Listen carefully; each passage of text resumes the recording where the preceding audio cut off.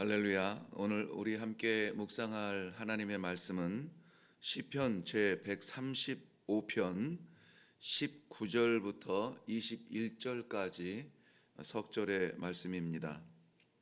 제가 봉독해 드리겠습니다. 이스라엘 족속아 여호와를 송축하라. 아론의 족속아 여호와를 송축하라. 레위 족속아 여호와를 송축하라. 여호와를 경외하는 너희들아 여호와를 송축하라. 예루살렘에 계시는 여호와는 시온에서 찬송을 받으실지어다. 할렐루야. 아멘. 오늘 이 석절의 말씀 가운데 송축하라 하는 말씀이 많이 등장하고 있습니다. 송축한다라는 말씀은 본문 1절에도 찬송하라라는 말씀과 같은 이야기, 같은 단어입니다만은 다르게 표현되었을 뿐입니다. 찬송한다, 송축한다, 이 모든 것은 하나님을 예배한다, 인정한다라는 그러한 말씀입니다. 그래서 오늘 말씀에 여전히 우리에게 송축하라 명령하시는 이 말씀 앞에서 우리는 예배자로 살아가는 귀한 부르심이 있다는 믿음이 있기를 바랍니다. 예배를 드리는 목적은 무엇일까? 이 찬양하는 그 이유는 무엇일까에 대해서 함께 묵상하고 기도하려고 합니다. 하나님의 은혜 없이 성도된 사람이 없습니다. 또 은혜 없이 살아갈 성도도 없습니다. 성도는 철저하게 하나님의 공급하시는 은혜로 살아가게 되었습니다. 그러다 보니 성도는 자연스럽게 받는 데 익숙한 사람이 되어버렸습니다. 모든 것이 하나님께로부터 왔고 모든 것을 주신 하나님께 감사하며 살아가는 겸손한 자세는 참으로 귀한 것입니다마는 이것이 어느새 받는 것에 너무 익숙한 그러한 성도가 되어져 가지 않나 하는 두려움이 있습니다. 원래 하나님과 사람의 성도의 관계, 하나님이 이 사람을 창조하신 그 창조의 관계는 하나님을 위한 사람의 존재이지 사람을 위한 하나님의 존재는 철저하게 절대로 아니라는 사실을 우리는 너무나 잘 알고 있습니다. 그런 면에서 이 시편을 묵상하는 이 기회는 우리 성도의 성숙함을 이루는데 아주 소중한 선물처럼 주어진 시간들이 됩니다. 이 시편을 묵상하면 묵상할수록 우리의 정체성을 분명히 알게 됩니다. 우리의 정체성을 깨닫게 된다면은 우리가 어떻게 살아가야 될지에 대한 삶의 방향도 분명해지는 것이죠. 오늘 이 말씀을 통하여서 이 하루 하나님께서 허락하신 오늘의 삶을 어떻게 살아가야 하는가, 우리 삶의 방향을 분명하게 볼 수 있기를 바랍니다. 왜냐하면 우리가 누구인지에 대해서 분명하게 성경이 이야기해 주기 때문에 우리의 정체성을 깨달을 수 있기 때문입니다. 우리는 먼저 시편 120편부터 134편 15편의 시편을 통해서 성전에 올라가는 노래를 묵상했습니다. 성전에 올라가는 자들의 노래, 하나님 앞에서 살아가는 성도의 존재를 이야기한 것이죠. 그렇기 때문에 지난 15번의 우리 말씀을 통하여서 우리는 철저하게 하나님 앞에 서 있는 성도로서의 존재로 살아갑니다 하는 것을 확신하게 되었습니다. 오늘 말씀인 시편 제 135편에서는 창조주 하나님의 보좌 앞에 나아가는 성도의 사명이 무엇인가를 마치 지난 성전에 올라가는 자들, 즉 시편 120편에서 134편의 부록처럼 이렇게 기록되어진 그러한 말씀이기도 합니다. 오늘도 우리는 여지없이 하나님의 은혜로 살아가게 됩니다. 우리를 붙드시고 세우시고 동행하시는 하나님의 은혜가 분명하게 지정의 우리 인격 가운데 확실하게 보여지는 복된 하루가 되기를 주님의 이름으로 축원합니다. 그런데 우리 삶이 하나님 앞에 드려지는 예배의 삶이라면 모든 것보다 더 중요한 하나를 잊어서는 안 될 것입니다. 많은 삶의 현장에서 하나님의 은혜가 필요하고 은혜로 살아갑니다. 우리는 여전히 갈급하며 구하는 것들로 채워져 있는 우리의 기도의 시간입니다. 그럼에도 불구하고 오늘 하나님께서 허락하신 시편 135편의 말씀에 의지하여서 잊지 말고 반드시 살아드려야 될 우리 삶의 방향과 목적이 있습니다. 무엇이냐면 여호와를 찬양하는 것입니다. 오늘 135편의 1절부터 3절에 보면은 할렐루야 여호와의 이름을 찬송하라 찬송하라, 이 집중적으로 여호와를 찬송하도록 우리를 인도해 주고 있습니다. 할렐루야를 포함해서 찬송하라는 말씀이 5번이나 이 석절 가운데 기록되어져 있습니다. 여기에 이 135편의 시작이 이렇다면은 135편을 마무리하면서 오늘 19절부터 21절까지는 할렐루야를 포함해서 여호와를 송축하라, 즉 찬송하라는 그 말씀이 6번을 반복해서 사용하고 있습니다. 그건 시작과 끝에 있어서 분명하게 우리 삶의 시작과 끝을 보여주고 있습니다. 그저 우리는 복잡하게 생각하지 않고 머리 쓰지 않고 말씀대로 살아가기를 원하는 성도라면은 오늘 이 하루의 시작을 찬송으로 시작하며 오늘 하루의 마무리를 찬송으로 마무리할 수 있는 그러한 좀 단순하고 절대적인 순종의 삶이 있기를 바랍니다. 왜 할 일 많고 하고 싶은 건 많은데 왜 우리는 이 아침부터 하나님을 찬송하는 일에 집중해야 합니까? 왜 오늘 우리의 삶 가운데 어떻게 찬송할지, 어디에서 찬송할지 그것을 위하여서 우리가 기도해야 합니까? 왜 이 하루를 찬송으로 마무리하듯 우리의 삶이 찬송으로 마무리되기를 그렇게도 간절히 구하고 있습니까? 먼저는 오늘 우리가 본문 전체를 살펴보지는 못하지만 오늘 하나님께서 이 말씀을 주시는 대로 찬송하라로 시작하여 찬송으로 끝내야 되는 그 이유를 중간에 4절부터 18절까지 내용을 통해서 보여주고 있는데요. 먼저는 4절 말씀 한번 같이 보겠습니다. 4절 말씀은 여호와께서 자기를 위하여 야곱 곧 이스라엘을 자기의 특별한 소유로 택하셨음이로다 라고 말하고 있습니다. 하나님께서 우리를 택하셨기 때문입니다. 택하셨다는 거예요. 여기에서 야곱 곧 이스라엘을 자기의 특별한 소유로 택하셨다라고 했는데 이것은 영적 이스라엘과 영적 야곱의 후손들을 이야기하면서 이 시대를 살아가는 모든 성도들을 말씀하고 있는 것입니다. 하나님께서는 성도들을 택해 주셨습니다. 기독교의 유일한 특징은 사람이 하나님을 신을 찾아간 것이 아니라 하나님이 사람을 찾아오신 것입니다. 내가 어느 종교를 믿을까 택한 것이 아니라 하나님이 나를 택하여 주셔서 내 마음이 하나님을 바라볼 수 있도록 열렸다라고 하는 이 수동적 자세가 오히려 이 기독교에는 자랑이 되고 있습니다. 그러므로 성도로서의 삶은 철저하게 하나님 주관, 하나님 주권을 인정하는 것에서 거룩함이 시작합니다. 성도가 성숙해진다는 것, 성도의 그 신앙이 자란다는 것, 그것은 무엇으로 우리가 평가할 수 있을까요? 측량할 수 있습니까? 성숙한 성도일수록 삶의 자리에서 하나님의 자리가 넓어지는 겁니다. 삶의 자리에서 하나님의 자리가 커지는 겁니다. 생각하는 10번의 순간 하나님께서 내 생각을 지배하도록 내어드리는 것이 많을수록 성숙한 성도로 살아갈 수가 있습니다. 이것을 살아보지 않으면 몰라요. 성숙이 무엇인지 모릅니다.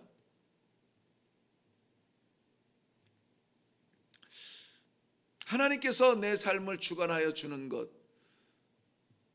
내 인생을 하나님이 주관한다. 이것은 늘 말씀드리지만 내 것을 빼앗기는 것이 아닙니다. 내 것을 거룩하게 만드는 것입니다.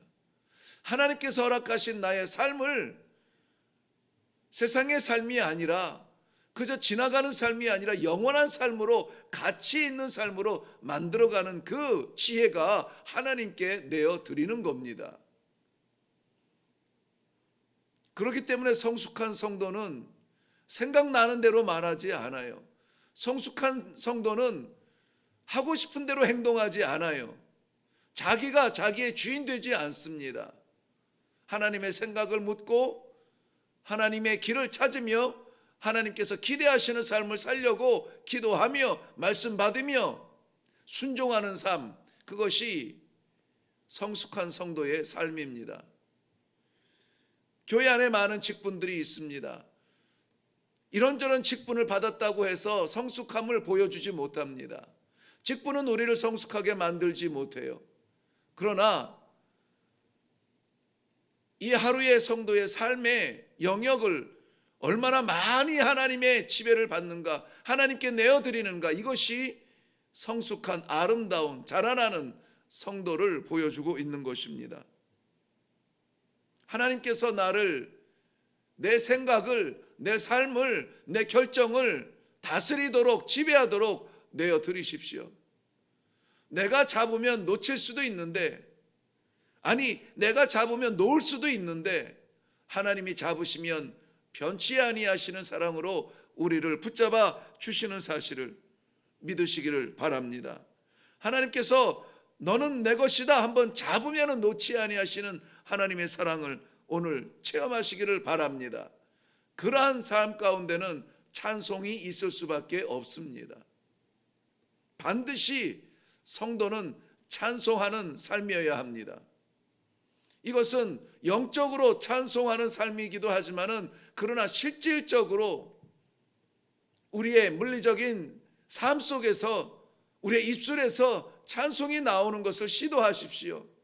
걸어가면서 찬송하고, 앉아서 조용히 묵상하며 찬송하고, 일을 하면서도 찬송이 나올 수 있도록 의지적으로 우리는 찬송의 시간을 하나님 앞에 드려야 됩니다. 왜? 하나님이 우리를 택해 주셨기 때문에. 내가 무엇이간데 하나님의 자녀로, 내가 무엇이간데 하나님을 찬송할 수 있는 사람으로, 내가 무엇이간데 하나님의 일을 할 수 있는 사람으로 택하여 주셨는가? 부끄러운 이야기지만 하나님의 종으로 하나님의 부르심을 받았다며 하나님 앞에 헌신적 삶을 살아가겠다고 작정한 이후에도 얼마나 많은 순간 내가 내 삶의 주인이 되는지 모릅니다. 변할 생각 전혀 없습니다. 변하고 싶지도 않습니다. 그저 놀러 다니는 장소가 교회로 올라오는 장소적인 변화만 있을 뿐이지, 부르는 노래가 가요가 아니라 찬송으로 변했을 뿐이지, 우리의 삶의 구석구석 변하지 않은 것들이 너무나 많습니다. 분명하게 우리는 하나님께서 택하신 하나님의 백성임을 기억하고 다짐하고 하나님의 백성처럼 사시기를 바랍니다. 에베소서 1장 4절 말씀에는 이 택하심이 창세 전에 그리스도 안에서 우리를 택하여 주셨다라고 말씀하고 있습니다. 창세 전에, 우리가 낳기도 전에가 아니라 창세 전에 우리를 택해 주셨다는 겁니다.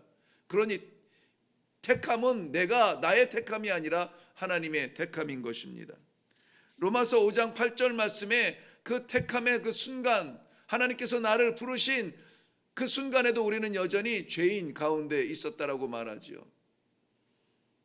아직 우리가 죄인 가운데 있을 때에 그리스도께서 우리를 위하여 죽으심으로 말미암아 하나님께서 우리에 대한 자기의 사랑을 확증하셨느니라. 그 사랑의 택하심이 우리가 죄인의 그 구렁텅이에 있을 때 택하여 주셨다는 것입니다. 하나님은 우리를 택하셨을 뿐만이 아니라 우리를 건져 주셨습니다. 이것이 그 이스라엘의 출애굽 사건을 그림자처럼 보여주고 있습니다. 오늘 8절 말씀 이후에 나오는 내용인데요, 8절 말씀 보면 그가 애굽에 처음 난 자를 사람부터 짐승까지 치셨도다 그랬습니다. 왜 애굽에 처음 난 자를 사람부터 짐승까지 치셨을까요? 이스라엘을 건져내기 위해서. 출애굽의 위대한 사건을 우리는 너무나 잘 압니다. 왜 그 사랑의 하나님이 그토록 잔인하게 사람부터 짐승까지 처음 난 것을 다 쳐서 죽여야만 했습니까? 그의 사랑하는 백성들, 택한 백성들을 건져내기 위해서. 건져내실 뿐만이 아니라 광야 40년 동안 하나님께서 이스라엘 백성들을 어떻게 하셨습니까? 지켜주셨습니다. 그저 하나님께서 그 죄인되고 그 부족하고 연약한 백성들을 광야에서 40년 동안을 지켜내는 것은 쉬운 일이 아닙니다. 어떻게 보면 하나님의 전쟁이었습니다. 이방인들과 싸워야 되고, 날씨와 계절과 싸워야 되고, 더위와 추위와 싸워야 되고, 굶주림과 싸워야 되고, 이스라엘 백성들이 한 것이 아니라 하나님이 하셨다는 사실을 우리는 너무나 잘 알고 있습니다.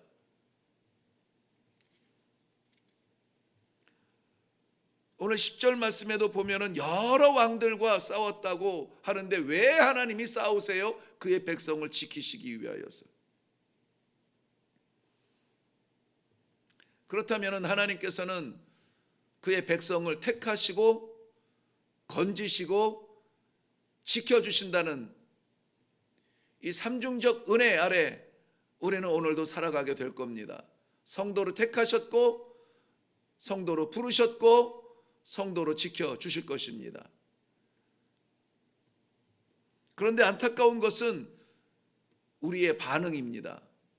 하나님의 백성의 반응이에요. 15절 말씀 보면 열국의 우상은 은, 금이요 사람의 손으로 만든 것이다. 갑자기 왜 하나님과 그 백성의 찬송과 구원에 대해서 이야기하다가 우상에 대한 설명이 나옵니까? 그것도 은금으로 표현하며 사람들이 만들었다라고 말합니까? 여기서 사람의 손으로 만들었다는 그 사람은 우상을 형태적으로 만드는 그러한 사람들이 아니라, 기술자들이 아니라 바로 우리라고 하는 사실을 깨달아야 될 줄로 압니다. 왜 갑자기 우상이 등장하죠? 이스라엘 백성들, 하나님의 택함받고 구원받고 인도함을 받은 그들이 이방의 우상들을 따라갔다. 우리는 그들을 조소할 일이 아닙니다. 우리가 바로 하나님께서 택하시고 건지시고 지켜주시는 은혜 아래 살아가면서 우리의 마음은 여전히 우리를 만족시킬 우상들을 향하여 가고 있지는 않습니까? 오늘 우리의 마음에 간절한 것들이 바로 이러한 나를 만족시키고 나를 채워질 것들을 찾아다니지 않습니까? 성도라면 그것이 아니라는 것이죠. 오늘 135편 말씀 가운데 시작과 끝을 하나님을 찬송하라라고 말하면서 찬송해야 될 백성들, 하나님의 백성들을 설명하는 내용들이 있는데 그 내용들 가운데 마지막에 우상의 마음 빼앗기는 그러한 하나님의 사람들이 있음을 경고적으로 말씀해 주고 있습니다. 그건 아닙니다. 우리는, 성도는, 교회는 하나님을 찬송하는 부르심 앞에 있습니다. 사랑하는 성도 여러분, 어디에서 이 말씀을 받든지 간에, 묵상하든지 간에 오늘 이 하루의 기도는 나를 택하시고 나를 건지시고 나를 지키신 하나님, 만족 주지 못할 우상에 마음 빼앗기지 않게, 여기에서 우상을 설명할 때 입이 있어도 말하지 못하며 눈이 있어도 보지 못하고 귀가 있어도 듣지 못하는 그러한 우상을 이야기하고 있습니다. 거기에 나조차 빠지지 않도록 하나님을 찬송하는 성도로 그저 살아가도록 먼저 기도 가운데 힘을 얻기를 바랍니다. 기도하겠습니다.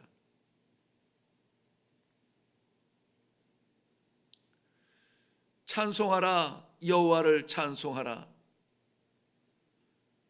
우리의 찬송이 말라가고 있습니다. 영적 찬송은 둘째치고 우리 입술을 벌려 부르는 찬송도 멈춘 지 오래됩니다. 코로나로 인하여 정치적 분쟁을 인하여 경제적 불안을 인하여 우리의 온갖 마음들이 두려움에 쌓여져 있습니다. 우리를 누르고 있는 이 두려움의 검은 그림자를 넘어서 하나님을 바라보게 하시고 그 하나님을 찬양할 수 있는 성숙한 성도들로 이 하루를 살아가게 하여 주시옵소서. 이 아침에 이 말씀 앞에 서게 하셨사오니 하나님의 택하심입니다. 이 말씀을 받게 하셨사오니 하나님께서 우리의 염려 가운데 우리를 건져 주심입니다. 이 말씀을 믿게 하시오니 오늘의 삶 가운데 하나님께서 지켜주심을 믿기 때문입니다. 주를 찬송하게 하여 주시옵소서. 감사드리옵고 예수님 이름으로 기도하옵나이다. 아멘.